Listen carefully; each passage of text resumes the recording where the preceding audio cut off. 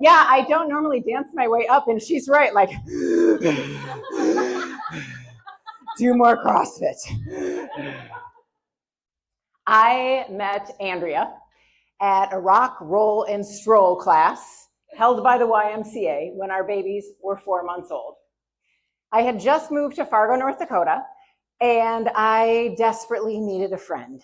So when Andrea called and invited me to sit on her couch and find a cup of coffee and visit, I just never left. Her couch became my very favorite place to be. So today, we are 20 years later and 1,500 miles separating us. Andrea's couch is still my favorite place to be. Last year, I was sitting on Andrea's couch at 8 o'clock at night when I got a phone call. The voice on the other end of the phone said, Mrs. Phillips, your husband's been in an accident. My husband was driving from South Dakota, where we lived at the time, down to Florida. Because I am a princess, I was not going to drive from South Dakota to Florida. I was going to fly down a few days later. Any other princesses in the room? Okay, thank you. Yeah. So my job was to fly down a few days later and meet him for our vacation.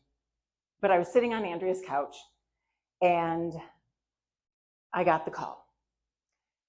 And the voice on the other end of the line said that my husband had been driving on a rural, narrow, tree-lined stretch in Alabama. And the guy who was driving behind him said he had been behind him for about an hour. And the cars all had their cruise set at about 60. Nothing strange was happening in my husband's driving, until all of a sudden he just veered off the road and straight into a tree at 60 miles an hour, never once hitting the brakes.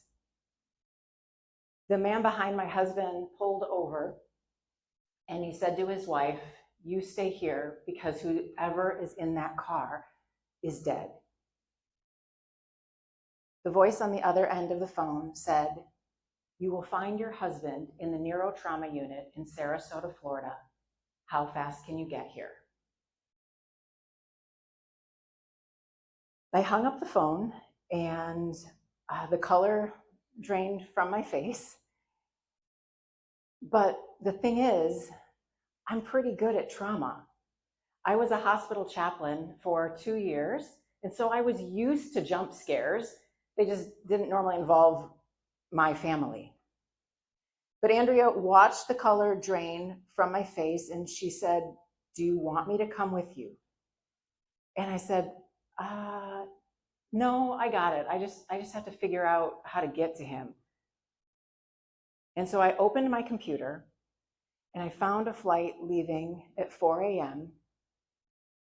And as I was buying that flight, Andrea opened her computer.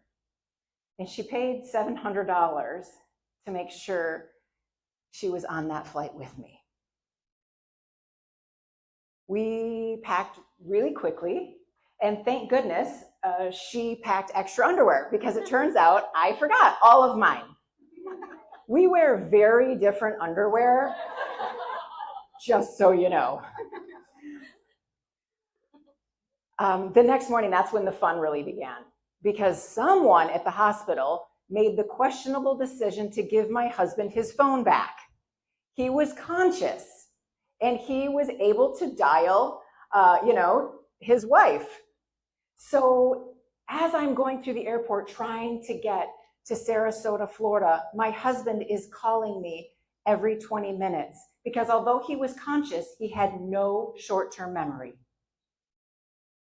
Every time he called me, because he's kind of a funny guy, he would have a different variation of what happened. So the first time he called me, he said, "Honey, I need to tell you something. Are you sitting down? I've been in an accident." The next time he called me, he said, "Hey, babe, I just got to let you know, I'm not going to be able to pick you up when you fly down here for vacation because I'm in a hospital. And then another time he called and he said, babe, do you know that in Alabama, trees will jump right in front of your car? And every time he called, I tried to figure out a way to ask him if he knew that we had children, if he knew where we lived. My brain wanted to go to the worst possible scenario. My brain was like fast and on fire, and it was saying, you're never going to get your husband back the way that he was. You are going to be a caretaker for the rest of your life. The man you were supposed to grow old with is going to beat you to it. Your children are not going to have the dad that they knew. I wanted to crumble in the middle of the airport and just stop, just give up, just fall into whatever worst case scenario my brain was telling me.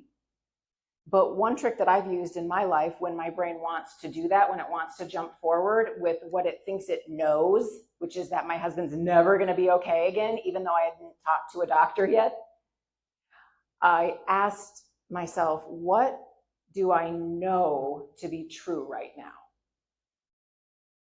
And that's where Andrea came in. Because when we fast forward to today, my husband is fine. If you met him, you would never know that this happened about 16 months ago.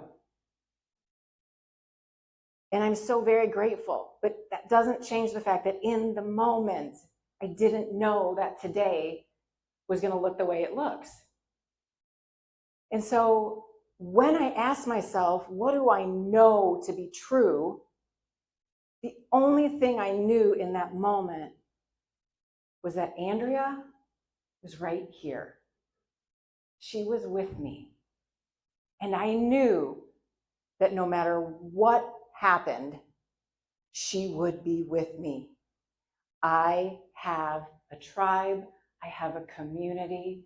I have people who will sit next to me and open their computer and buy a ticket when I tell them, it's okay, I don't need it. And so here's what I've learned from that situation. I think a lot of times as women, we want to show up with a casserole, but then we start thinking, well, what if their family has allergies? We want to show up with flowers, but we think like, well, I don't know. Do they like a little bouquet or a big bouquet? Do they like purple or do they like red?